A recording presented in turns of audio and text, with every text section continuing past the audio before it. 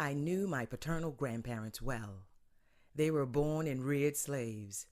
I was born in Richmond, Virginia in 1892. The greatest influence in my life was my mother. She had not had the opportunity to go to school, but she was very intelligent. She quoted biblical teachings for us to live by. I had to walk almost 5 miles to the old Negro high school where all of the teachers and principals were white. I graduated 5th in my class in 1910 and decided to become a school teacher. The high school for Negroes did not prepare anyone for college. I explained to the president of Virginia Union University the small salary I was receiving as a teacher, and he agreed to allow me to pay my tuition in installments until I graduated in 1926. Money was scarce, and I ate cornflakes 3 times a day. There was no provision in the state for Negroes to do graduate work. I took the excursion train to New York summer after summer until I finally received a graduate degree in supervision and administration of elementary schools from Columbia University in 1933. I was a teacher in an elementary school system with a degree that meant nothing. I received no recognition and no salary increase.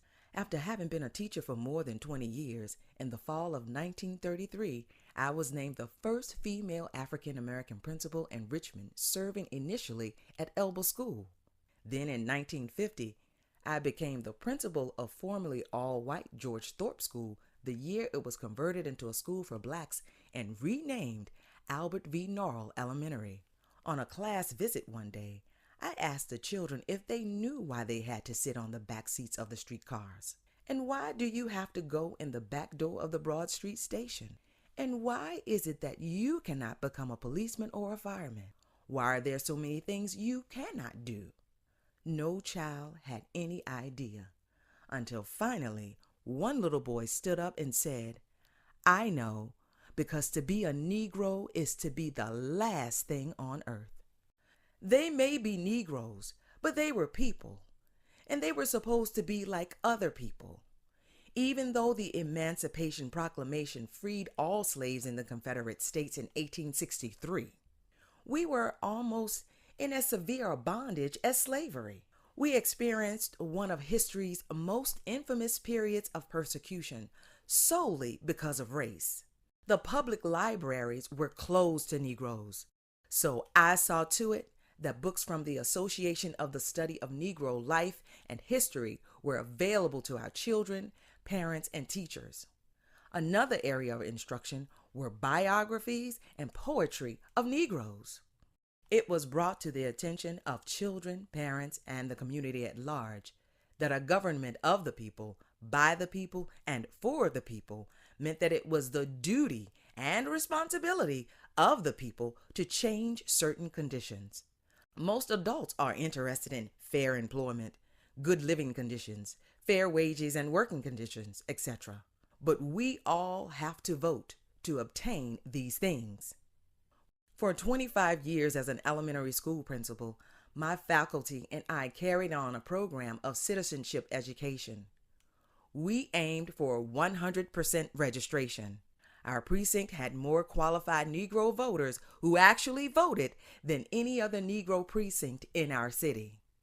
In 1954, the year the Supreme Court ruled in the Brown versus Board of Education that separate was inherently unequal, I had my students write essays titled "Why I'm Against Segregation." These essays appeared in the 1954 Norrell Elementary School newsletter. 4th grade Judith P. Clay wrote, "I want to sit on the bus where I feel like sitting. If a school is right around the corner or somewhere near me, why should I spend money to go to Churchill? I shouldn't.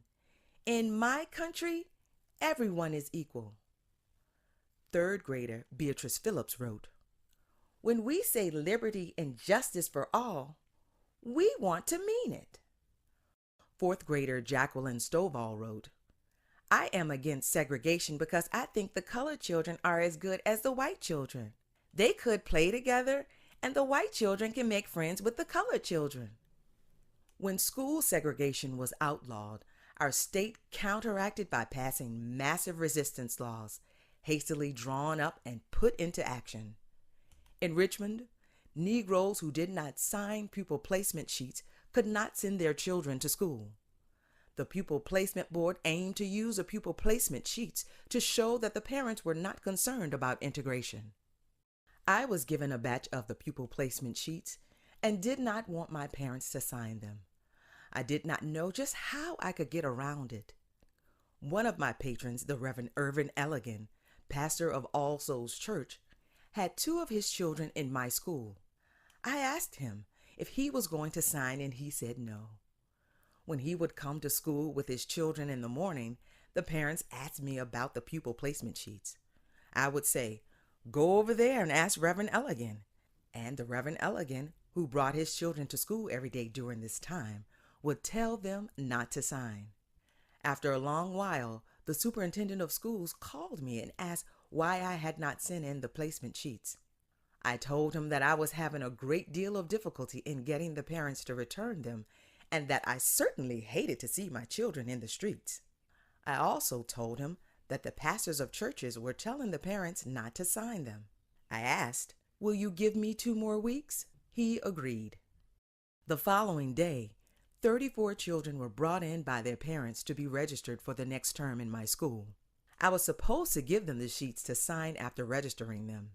While I was standing in the hall with a batch of the sheets in my hand, I saw a tall man come in with a little 5-year-old child. I showed him the pupil placement sheet, and I asked if he planned to sign it. He said no. He was Chester M. Hampton, the editor of the Afro-American newspaper. I said, "Well, if you're not going to sign it, it won't do any good unless you go into that room at once and tell those parents not to sign it." He was very intelligent, so he told the parents not to sign anything, but to meet him at a certain church that night and to get all the other parents they could to attend also. In the meantime, he contacted the National Association for the Advancement of Colored People. They came to the meeting with their lawyers that night. Parents put up enough money to get the case started at once.